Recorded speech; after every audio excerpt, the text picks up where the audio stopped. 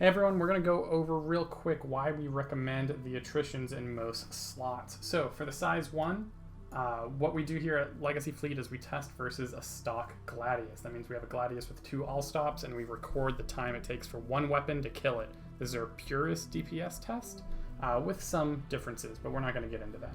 So for the size 1, it's purely a numbers game. The attrition comes out at 18.3 versus the Yellow Jackets 19.0. For size 2, it gets a little bit closer in competition as we have Neutron Cannons at 12.4, repeaters at 12.2, and attritions at 12.0. The reason we recommend attritions so much is they actually push out the same damage but faster. Because they keep hitting overheat cycles, as you see here, the damage that you get is a lot more concentrated, and in a PvP scenario that concentrated damage is ideal because your time on target isn't continuous. That means if you get 3 seconds to fire onto someone, with attritions you're going to be pushing out more damage than any other gun, especially in the size 2 category.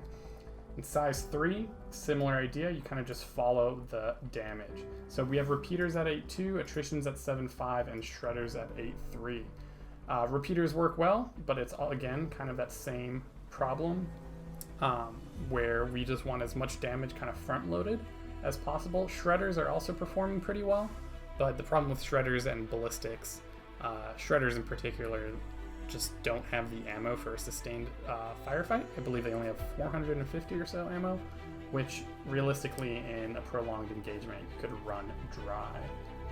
Note here the Mantis and the Tiger Strikes.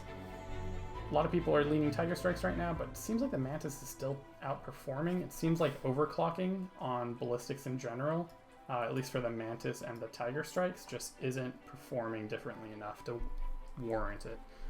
Moving up real quick, just size 4s, we test these against a Vanguard, similar idea. It's just the attrition all the way. The Revenant by itself can't even break a stock Vanguard Warden. When you overclock it, it can in about 1:50 versus an attrition, which is either non-overclocked or overclocked, breaks it in less than a minute, which still isn't ideal, but you gotta remember this is coming with a bunch of other weapons helping it out.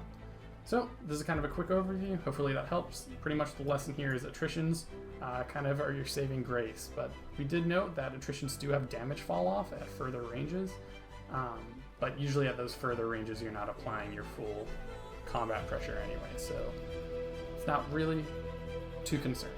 But use attritions. Good luck. See you guys in the person.